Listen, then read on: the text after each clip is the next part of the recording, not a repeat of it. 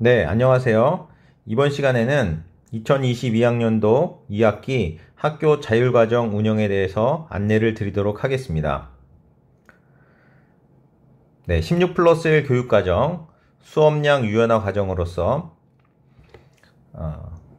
과목별 한 단위 수업량, 즉 한 학기는 17주로 이루어져 있습니다. 이 중에 한 주를 단위 학교에서 학생의 진로와 적성, 학습 수준 등에 따라서 자율적으로 운영할 수 있습니다. 우리는 1학기 때 교육과정 박람회로 이미 진행을 했고요. 이번 2학기에는 자유주제 융합 프로젝트 수업으로 진행하기로 하였습니다. 자유주제 융합 프로젝트 수업에 대해서 학생들이 궁금해할 만한 내용을 중심으로 천천히 살펴보도록 하겠습니다. 자, 먼저 자유주제 융합 프로젝트 수업은 어떻게 하는 수업일까요? 네, 먼저 학생이 주도적으로 융합교과 자유주제를 스스로 선정하고 멘토 교사의 도움을 받아 자료를 만들고 멘토 교사와 약속된 수업 시간에 발표를 진행합니다. 자, 그리고 나서 프로젝트 결과를 멘토 선생님께 제출하는 그런 과정의 수업이라고 할 수 있겠습니다. 자, 그러면 학교 자율과정 운영 일정이 어떻게 되는지 알아보도록 하겠습니다. 자, 먼저 오늘부터 11월 21일 월요일까지 주제를 선정하고 모둠을 구성해서 또 멘토 선생님까지 섭외를 마쳐야 됩니다. 자, 그 다음에 11월 22일 화요일까지 멘토 선생님께, 섭외된 멘토 선생님께 계획서를 제출합니다. 그리고 계획서들을 다 모아서 11월 30일까지 너무 한 선생님이 많은 모둠을 담당하지 않도록 적당히 분배하고 조정하고 또 멘토 선생님을 미처 찾지 못한 학생들을 대상으로 다시 한번 찾는 시간을, 조정하는 시간을 좀 갖고요. 자, 그 다음에 12월 19일부터 22일 4일 동안, 자, 이 시간이 진짜 학교 자율교육 과정을 운영하는 기간입니다. 이 4일 동안 준비된 프로젝트를 준비하고 그 안에 수업 시간에 발표까지 마치는 일정입니다. 자, 이 활동은 생활기록부에 어떻게 기록될까요? 네, 먼저 어떤 주제에 관해서 발표를 하냐에 따라서 기록되는 부분이 다릅니다. 수강 중인 한 교과에 관한 주제, 예를 들어서 지금 수학2 수업을 하고 있는데 수학2에 관련된 주제로만 탐구할 경우에는 수학2 과목의 과목별 세부능력 특기사항에 기록이 됩니다.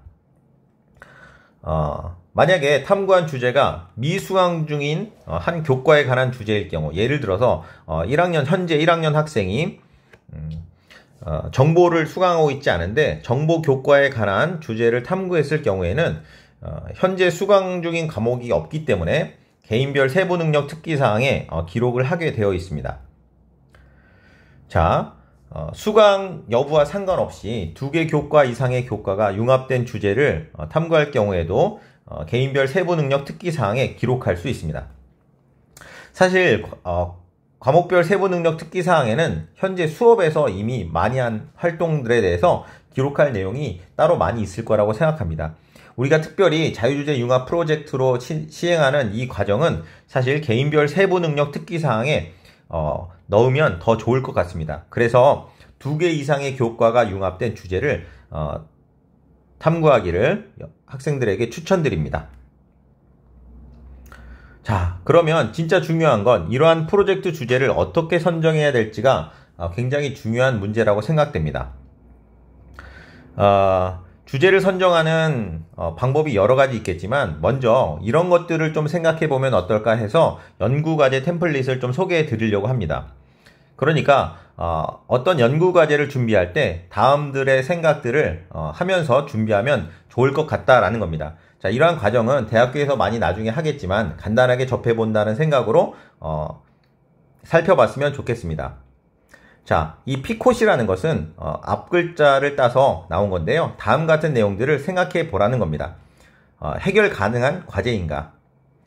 과연 이게 쓸모있는 과제인가? 또 비교할 수 있는 그룹이 있는가? 아니면 그 다음 탐구의 목적이 실효성이 있는가? 너무 허황된 거나 쓸모없는 것은 아닌가? 또 너무 긴 시간이 걸려서 문제를 해결하는 의미가 없는 것은 아닌가? 이런 것들이죠. 자, 그 다음에 다른 또 템플릿을 하나 살펴보도록 하겠습니다. 피너 템플릿이라고 하는데요. 뭐 이 템플릿 명이 중요한 건 아니고 이러한 질문들을 한번 생각해 보면 좋을 것 같습니다. 실현 가능한 문제인가? 그 다음에 관심을 끌 수 있는가? 재미있는가? 그 다음에 기존에 있던 것이랑 좀 차별화되어 있는가? 새로운가? 참신한가? 그 다음에 과연 윤리적으로 이게 우리가 주제를 탐구할 때 너무 재미로만 맞춰지면 때로는 비윤리적인 주제를 탐구할 수 있습니다. 그러면 아무래도 문제가 되겠죠. 네, 그 다음에 실생활과 관련성이 있는가 또는 사람들과 관련성이 있는가, 아무 관련이 없는, 아무도 관심 갖지 않는 그런 문제를 탐구하는 것은 의미가 없다고 하겠습니다. 자, 이러한 것들을 생각하면서 자신의 주제를 탐구하면 되겠습니다. 자, 주제 선정 예시에 대해서 간략하게 설명드리겠습니다.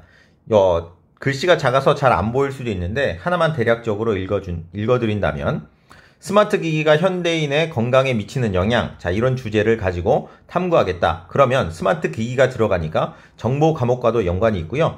현대인의 건강에 미치는 영향이기 때문에 건강적인 측면은 체육교과와도 연계가 있다고 생각할 수 있고요. 그 다음에 생명과학과도 연계가 된다고 생각할 수 있습니다. 그래서 이러한 주제는 정보과목, 생명과학 과목, 체육 과목과 연계가 된다고 생각할 수 있습니다. 이런 식으로 여러 교과가 연결된 주제를 선정하면 되겠습니다. 아무래도 자신의 진로와 연결된 것들 중에서 찾는 것이 아무래도 흥미나 관심이 있으니까 훨씬 더 좋겠죠. 여러분들에게 나눠드린 학습지에는 실제로 우리 1학기 때 여러분의 선배 3학년 학생들이 실제로 이미 자유주제 융합 프로젝트 수업을 진행했습니다. 거기에서 선정된 예들을 제가 다 실지는 못했고요. 일부를 여러분 학습지에 실어놨습니다. 한번 읽어보시고 여러분의 생각과 이런 식으로 주제를 정하면 되겠다라는 간략한 예를 확인해 보시면 될 것 같습니다. 자, 먼저 우리가 주제를 탐구하기 전에 당연히 우리가 뭐 진로와 연계된 주제를 찾든, 자신이 평소 관심 있던 것을 찾든, 아니면 좋아하는 과목에 대한 내용을 찾든, 중요한 건 먼저 키워드에서 출발하는 것이 중요합니다. 막연히 처음부터 주제를 정한다는 것은 쉽지 않은 일이에요. 그래서 먼저 키워드를 찾아야 되는데, 이런 키워드는 과연 어떻게 찾을 수 있느냐? 다음과 같은 것들을 살펴보면 좋을 것 같습니다. 첫 번째는 자신의 진로와 연관성 있는 대학교의 학과 홈페이지에 가보시면 학과 소개 글이나 소개 영상 등이 있습니다. 거기에 보시면 이러한 소개하는 가운데서 처음 듣고 생소한 단어들이나 아니면 관심 있는 단어들이 키워드로 나오게 됩니다. 그런 키워드 중심으로 여러 자료를 찾다 보면 관련된 주제, 관심 있는 주제를 탐구할 수 있을 겁니다. 또한 흥미로웠던, 평소에 관심 있게 봤던 뉴스, 뭐 인터넷 뉴스 같은 것들을 검색해 보는 것도 좋은 방법 중에 하나입니다. 또한 책에서도 검색할 수 있는데요. 우리가 막연히 그냥 도서관에 가서 아무 책이나 보는 건 사실 굉장히 비효율적이죠. EBSI 가시면요, 독서 활동을 위한 학과별 추천 도서라는 강의가 있습니다. 자, 여기 강의에 들어가시면 독서 활동을 위한 이 정도로만 검색하셔도 거기 가면 강의가 아마 5차 시 강의도 있고 10차 시 강의 두 가지가 있습니다. 이게 대부분 진로와 연결된 학과 전공별로 나눠져 있거든요. 거기에서 읽을 만한 책들, 관심 가는 책들, 자, 아주 강의가 굉장히 좋습니다. 그래서 자기 진로랑 관련된 강의를 한번 살펴보는 것도 굉장히 도움이 되고요. 만약에 관심 가는 책이 있다면 그러한 책을 도서관이나 에서 빌리거나 사셔서 찾아보시면 그 안에서 좋은 주제를, 키워드를 찾을 수 있을 거라고 생각이 됩니다. 자, 또한 네이버 지식백과라는 게 있는데요. 여러분 네이버 많이 쓰시죠? 지식백과 이미 아시는 친구도 많이 있을 거라고 생각합니다. 지식백과에 들어가면 굉장히 많은 키워드들로 잘 정리되어 있습니다. 자, 네이버 지식백과 들어가시면요, 이 검색창 옆에 글씨가 잘 안 보이시죠? 카테고리 보기라는, 제가 빨간색 네모를 쳐 있는데 이 카테고리 보기를 누르면 주제백과 종합백과 주제별 카테고리에서 카테고리가 정말 잘 나눠져 있습니다. 자기가 관심 가는 분야의 카테고리에 들어가시면 굉장히 많은 종류의 지식백과 내용을 볼 수 있는데요. 그 중에서 자기가 관심 가는 내용들 중심으로 살펴보다 보면 충분히 좋은 키워드를 찾을 수 있을 거라고 생각이 됩니다. 자, 그러면 키워드를 찾았어요. 관련된 내용들에 대해서 자료를 어떻게 조사해야 될까요? 가장 첫 번째로 해야 될 것은 사실 논문 검색입니다. 사실 논문은 굉장히 어려워요. 하지만 주제에 대해서 굉장히 많은 힌트를 얻을 수 있고요. 거기에 관련된 이미 자기가 생각했던 것과 비슷한 주제의 논문들이 많이 있을 수 있습니다. 그런 것들 가지고 쉽게 우리가 자료를 조사하는 힌트를 얻을 수 있게 됩니다.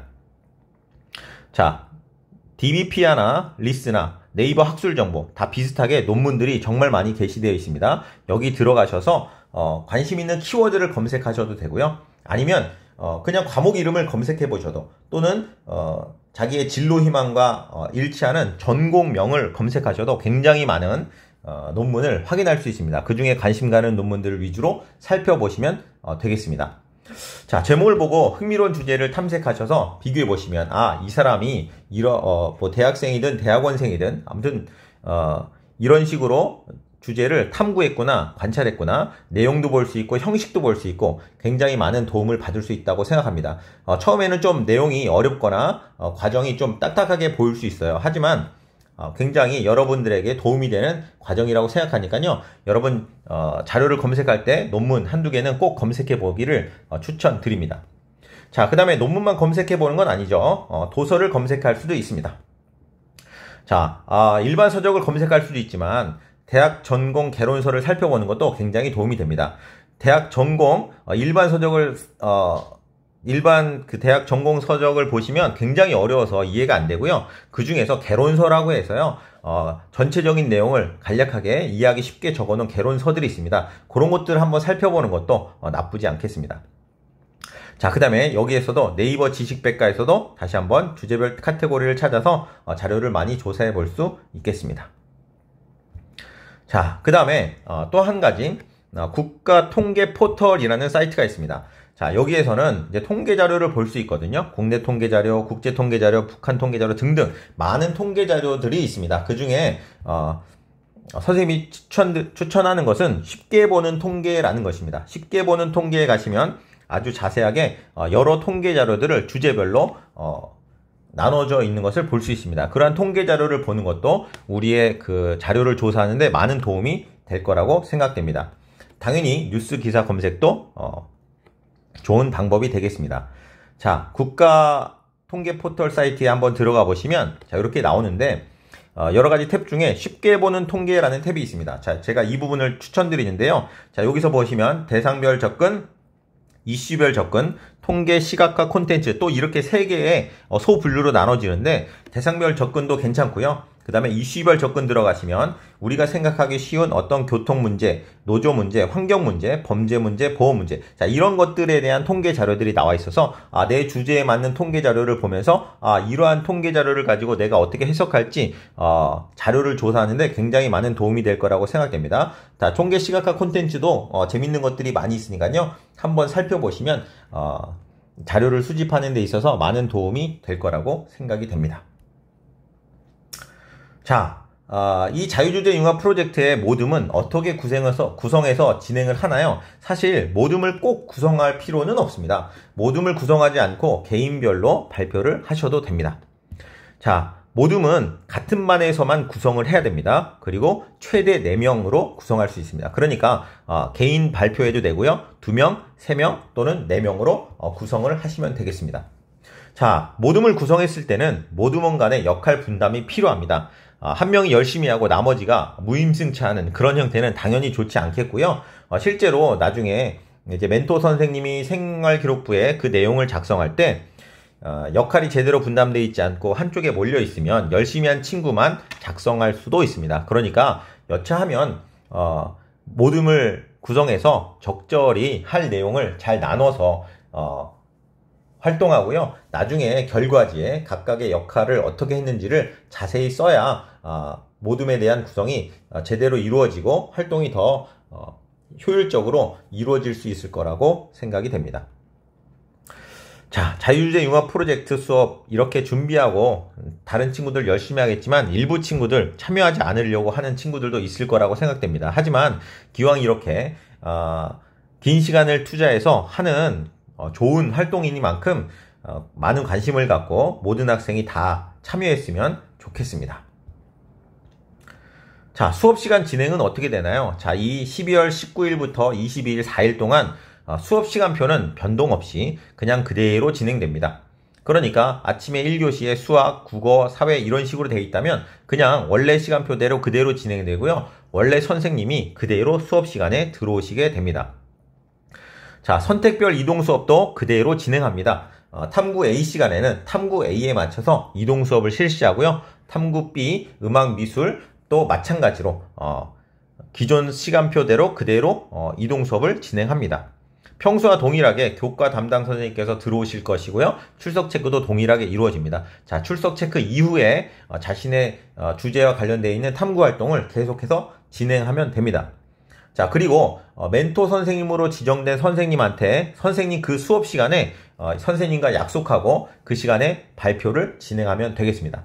자, 그러니까 멘토 선생님은 당연히 어디서 찾아야 되냐면 본인의 수업 시간에 들어오시는 교과 선생님들 중에서 반드시 선택을 해야 됩니다. 그래야 그 선생님 수업 시간에 발표를 할 수 있고요. 발표를 그 선생님이 들어주셔야 생활기록부에 그 내용을 작성할 수 있기 때문입니다.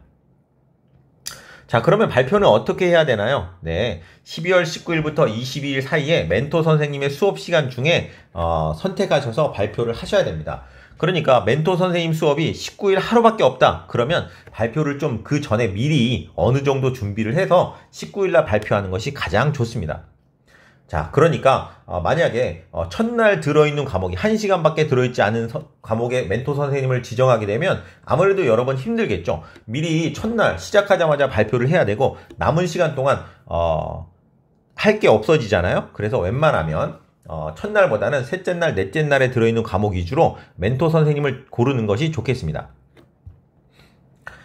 자, 발표 시간은 따로 분량은 제한하진 않겠습니다만 개인이라면 혼자 하는 발표라면 3분 이내에서 해결하는 것으로, 그 다음에 모둠이라면 6분 이내 분량, 아무래도 모둠이 조사했기 때문에 분량도 많고 내용도 많겠죠.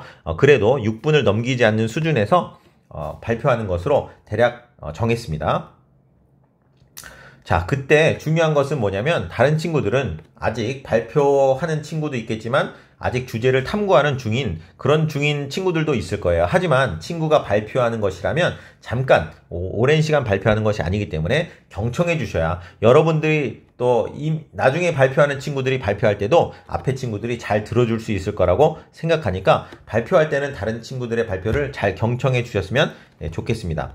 자, 발표가 이미 끝났다고 모든 과정이 끝난 것이 아닙니다. 발표의 내용을 결과지에 잘 작성하고 내가 뭐 부족한 점이 없었나, 앞으로 수정했으면 좋은 내용들, 발전, 이 주제를 이렇게 더 발전했으면 좋겠다, 이런 내용들을 잘 작성하면 좋겠습니다. 왜냐하면 자, 이번에 한 번에 끝나는 것이 아니라 내년에 23학년도에도 아마도 이 자유주제 융합 프로젝트가 진행될 겁니다. 같은 주제를 또 하는 것보다 전혀 새로운 주제를 찾아서 다시 하는 것보다 이번에 한 주제를 좀 더 심화시키고 발전시켜서 주제를 정할 수 있다면 주제 탐구하는 시간도 훨씬 줄어들 것이고 더 완성된 완벽한 형태의 주제 탐구가 될 거라고 생각됩니다. 그러면 생기부의 내용도 아무래도 더 풍성해질 것이라고 생각됩니다. 그러니까 발표가 끝났다고 해서 다 끝났다고 그냥 쉬는 것이 아니라 단순히 시간을 보내는 것이 아니라 우리가 좀 더 발전할 부분은 무엇이 있는지, 아니면 이번 주제 말고 전혀 좀 색다른 주제를, 다른 친구들의 발표를 듣고 새로운 주제를 탐구하고 싶다면 어떤 주제들이 탐구할 만한 것인지 미리 찾아보시고 결과지에 그 내용을 작성해 두시면 나중에 내년에 이 자유주제 융합 프로젝트를 할 때 많은 도움이 될 거라고 생각이 됩니다. 자, 이렇게 제가 열심히 설명을 드렸지만 말만 들으면 굉장히 어렵게 느껴지죠? 하지만 여러분들한테 정말 어려운 내용에 막 논문 수준의 높은 연구 결과를 요구하는 것은 아닙니다. 어떻게 기존에 있는 내용과 전혀 다른 완전 새로운 어떤 결과물을 창출해야 된다, 이렇게 어렵게 생각하실 필요가 없어요. 여러분은 고등학교 1학년, 2학년생들이고 그런 수준의 내용을 요구하는 것은 아닙니다. 그리고 보고서를 완벽하게 작성해서 논문처럼 만들어내는 것이 목표가 아니고요. 선생님 앞에서 자기가 탐구한 내용을 정말 조리 있게 발표하는 그 발표가 메인이 되기 때문에 평소에 아마도 이러한 주제를 탐구해서 발표하는 그런 수업을 많이 하는 과목도 있을 거라고 생각합니다. 그 정도에서 조금 더 발전된, 조금 더 시간이 많이 투자됐기 때문에 조금 더 발전된 정도만 평소에 수행평가에 에서 활동했던 발표보다 조금만 더 높은 수준의 발표를 하면 된다. 이 정도로만 생각하시면 좋을 것 같습니다. 자, 발표 중심으로 결과지를 또 작성하면 되니까 논문 수준이 아니고 발표지를 작성한다. 이렇게 생각하시면 좋을 것 같습니다. 자, 이제 앞의 내용을 간단하게 이제 요약을 정리해서 한 번에 쫙 정리 한번 해드리도록 하겠습니다. 자, 이 자유주제 융합 프로젝트. 자, 이제 뭐 해야 됩니까? 처음에 뭐 해야 돼요? 주제를 선정해야겠죠. 자, 진로 관련도 괜찮고요. 자신이 좋아하는 과목에 대한 심화 내용도 괜찮겠습니다. 어쨌든 주제를 선정하고요. 주제를 선정한 다음에는 자신의 주제와 비슷한 주제, 같은 목표를 갖고 있는 친구들을 모을 필요가 있겠죠. 만약에 같은 친구들이 없다. 그러면 아무래도 개인적으로 준비를 해야 될 것 같습니다. 자, 같은 반 안에서 최대 4명까지 모둠을 구성할 수 있습니다. 자, 모둠을 구성하고 했으면 이 주제를 가지고 어떤 과목 선생님한테 찾아가서 멘토를 해달라고 부탁할지 멘토를 여러분들이 직접 섭외를 하셔야 돼요.